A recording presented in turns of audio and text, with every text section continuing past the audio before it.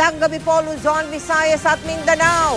Ilang oras na lang, isasara na ang 2 lane sa Osmeña Highway sa Maynila para simulan ng Skyway Stage 3 na magdurugtong sa NLEX at SLEX. Kaya babala ng MMDA, asahan ang mas matindi pang traffic sa Metro Manila. Sa tindi ng inaasahang traffic, Carmageddon ang tawag dito ng ilan. Mula sa Osmeña Highway, nakatutok live si Steve Dailisan. Steve! Mel, 132,000 yung vehicle volume o yung dami ng mga sasakyan na dumaraan dito sa Osmeña Highway kada araw. Ganyang karaming sasakyan, Mel, yung maaapektuhan at makakaramdam nitong pagsisimula ng konstruksyon ng Skyway Stage 3 na magdurugtong sa NLEX at SLEX. Alam mo, itong dalawang innermost lane ng southbound direction ay sasarahan simula alas 10 mamayang gabi. Pero patikim pa lamang yan, Mel, para sa mas mahaba-habang kalbaryo na kailangan nating tiisin hanggang 2016. Nag-inspeksyon muna ang MMDA kasama ang Citra Central Expressway at contractor na DMCI sa Osmeña Highway bago nakatakdang pagsasara ng bahagi nito ngayong gabi. Tiniyak na nakakabit na ang paalala. May 300 metro bagong F-Sobel hanggang San Andres. Kung mapapansin nyo, meron ng mga nilagay na marking dito sa ikalawang lane, dito kasi ilalagay yung mismong concrete barrier at yung mismong fence na haharang dito sa kanilang gagawing konstruksyon. Etong inner lane naman na ito, dito itatayo yung poste. Bale, 10 poste yan. Nasa halos 300 metro daw yung sasakupin ito. Ganito raw magiging itsura ng Osmeña Highway oras na simula ng construction. 2 lane ng southbound direction ang unang maapektuhan. Kakainin din ang construction ng Center Island. Kaya magiging 3 lane na lang ang madadaanan sa magkabilang direksyon.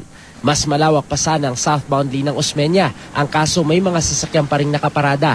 Samahan mo pa mga sinampay ng magkakapitbahay na planong alisin ng mga bagong traffic constable na itatalaga sa kalsada. Sa mga barangay na alisin muna yung mga illegally park and naka-obstruct nang sa ganun lumuwag-luwag yung construction site. May mga traffic enforcers tayo at may mga warning signs sa mga approaches. Ang construction sa Osmeña Highway ay ang una sa 4 na bahagi ng Skyway 3 project na aabot hanggang sa May A. Bonifacio at inaasahang magtatapos sa taong 2017. Kaya hindi birong traffic ang inaasahan dahil ilang pangunahing kalsada ang sasagasaan sa pagtatayo nito. Kabilang na nga ang Osmeña Highway, Quirino Avenue, Araneta Avenue at A. Bonifacio Avenue.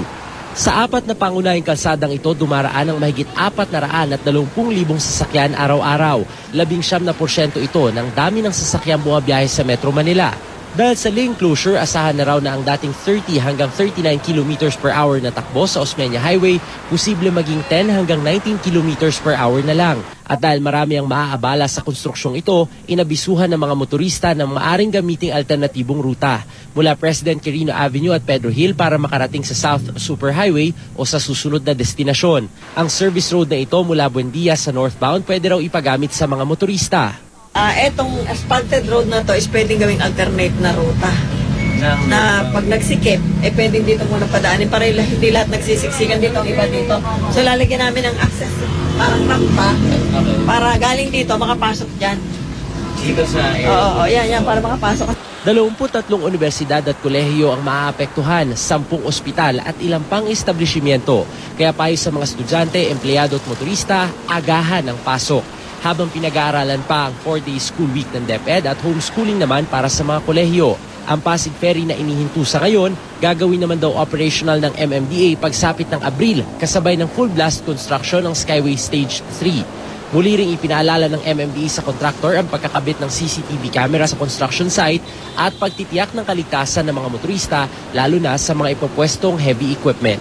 Sa aming setup ngayon, ay lalabas na 100 to 150 meters bago dumating doon sa worksite. May lighting na, may traffic enforcers, may mga traffic cones at maliwanag yung area. Kaya yung chances ng pagkakabangga ay napakaliit.